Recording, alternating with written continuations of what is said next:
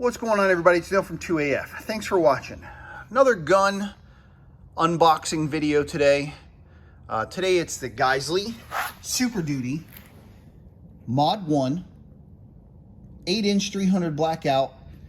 This is a pistol version. So let's open it up here, take a look at what we got.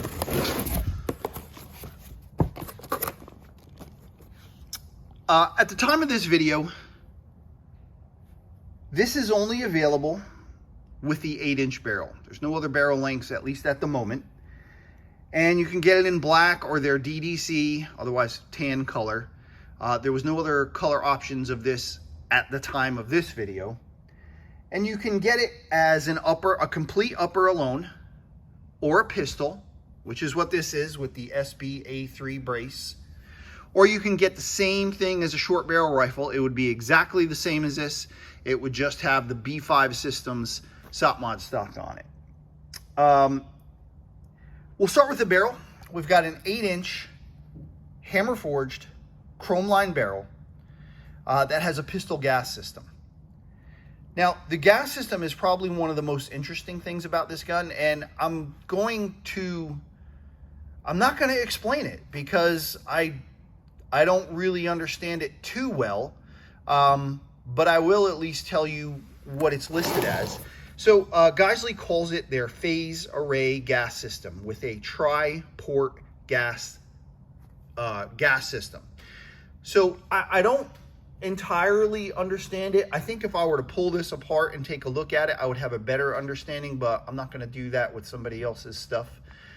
This is going to belong to somebody else at some point, and I will let them have it as it left Geissele instead of having myself pulled it apart just so I can understand the gas system a little better.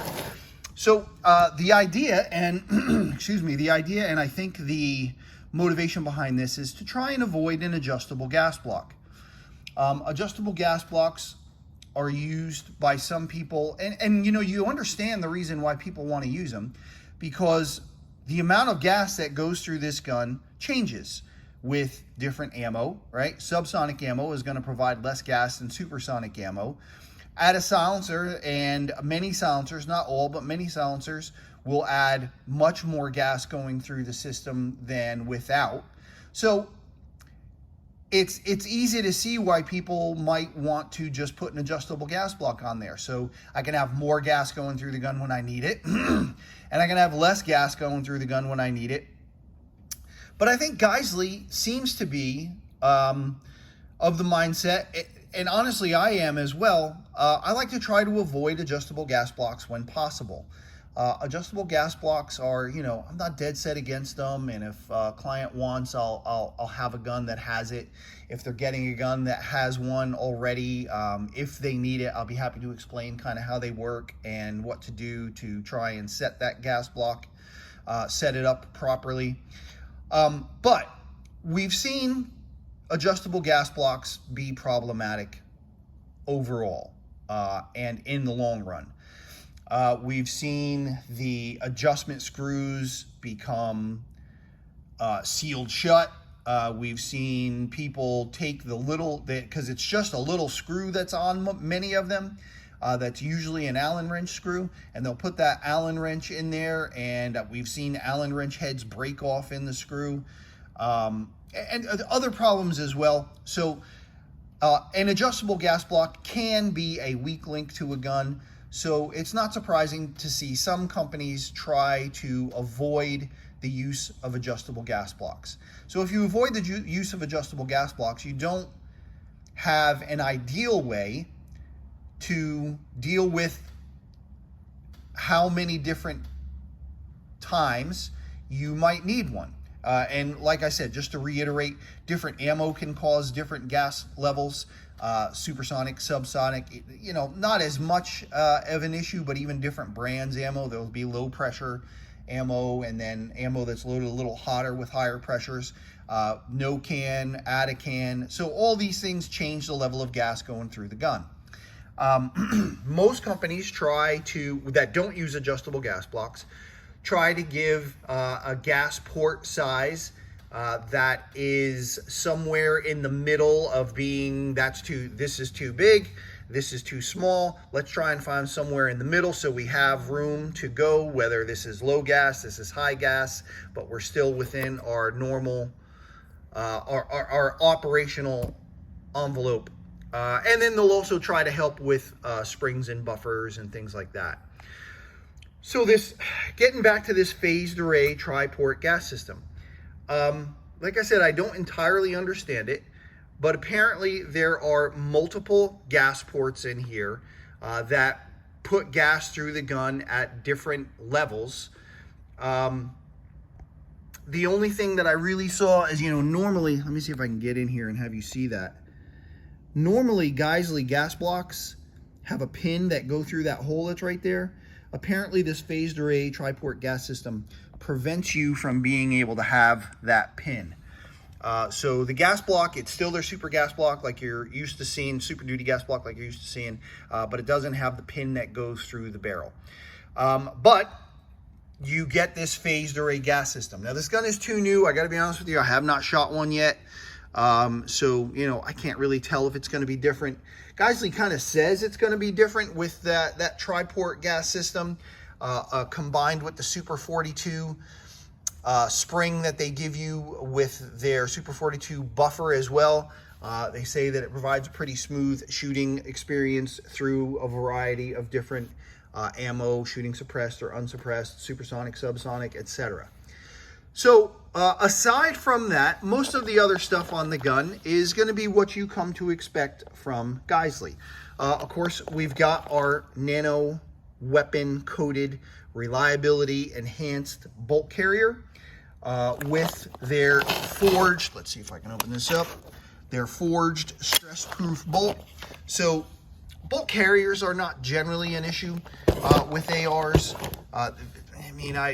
With the exception of the gas key and screws, which done well is not a problem. The rest of the carrier itself isn't really a problem, but Geissele has made some upgrades to that. Their forged stress-proof bolt, it's not uncommon for high round count, aggressively used guns to see after time and ammo. It shouldn't happen right away in the least bit, but after a good decent amount of time and ammo, a bolt does have a service life, and you can start to see things like the lugs breaking or the bolt breaking in half where the cam pin goes through, right? So I don't want for people to think that that's like a normal thing to happen to a gun, but it's not an abnormal thing to happen to a gun that has been used a lot. And used a lot, if you use it a lot in a short period of time, that's probably going to happen quicker than if you use it a little bit over a very long period of time. So anyway, that bolt is, it is a consumable item on the gun, and there are some companies, including Geissele, who have taken steps to try and extend the life of what is normally a consumable item. We'll move on to the trigger.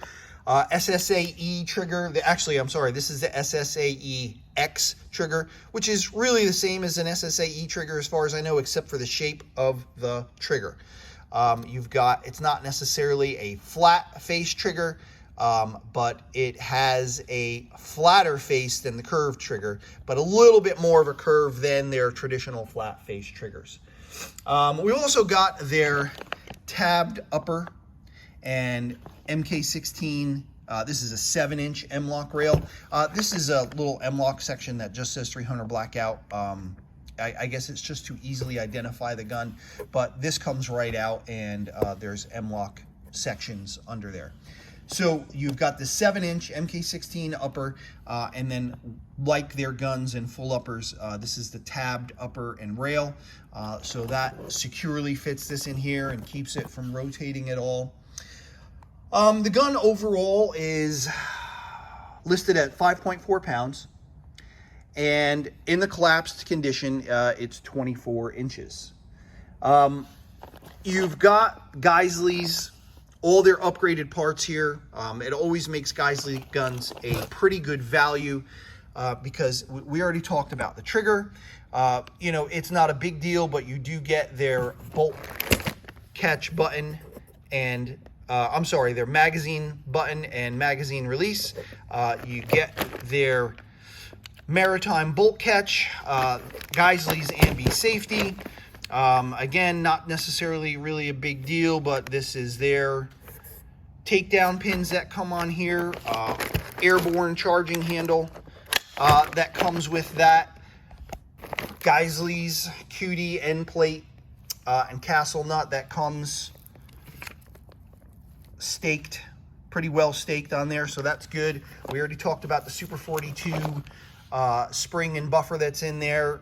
You get their grip. You know, grips are, for me anyway, pretty consumable. They don't really matter too much. Just don't be something weird, and it's no big deal. Man, I think that's about it with the gun. Let's talk about what it comes with. You know, with Geissele guns, the first interesting thing I'll say is what it doesn't come with. I don't know why this is, but Geissele guns, they just never come with mags. I think that's a little unusual, but whatever. Mags are cheap, and you can find them anywhere. So in the back, of course, you've got your barrel wick here. It'll come sealed in the bag if you're getting a sealed in bag one. Inside of this bag here, there's just a little bit of extra swag. We've got your mandatory gun lock, Geissele branded range flag.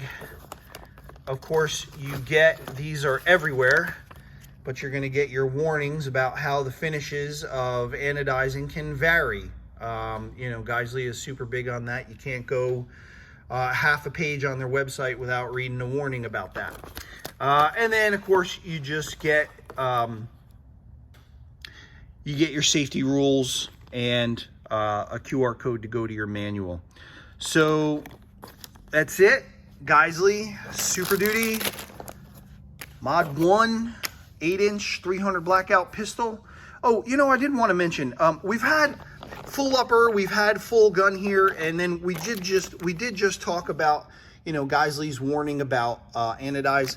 I did notice on both the upper and the gun, let me see if you can see this here, the finish on the upper was noticeably different than on the rest of the gun. On both the upper we had, the upper had a little bit different, more kind of maybe a bluish or gray finish than the rail. And then here on this full gun, it's the same thing.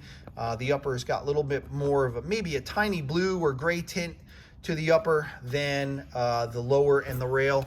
So, you know, again, not too big a deal. The shade of a gun isn't, you know, just as long as it's not something super unusual, usually doesn't bother me that much. But like a lot of Geissele stuff, this is not available all the time. But you're going over to 2af.com and you want to check out more about it, just be sure to, or to see if they're in, just be sure to get signed up for email notifications. That's the best way to kind of keep on top of what's going on around the warehouse, what's coming into the warehouse, what's going out of the warehouse. If you have any questions about this or anything else, just be in touch with me, Neil, that's Neil, at 2af.com. Or send messages on social media. You can call or text 904-593-6922. Always happy to help in any way that I can. Again, Geissele Super Duty 8-inch 300 blackout pistol. Check them out. Thanks for watching.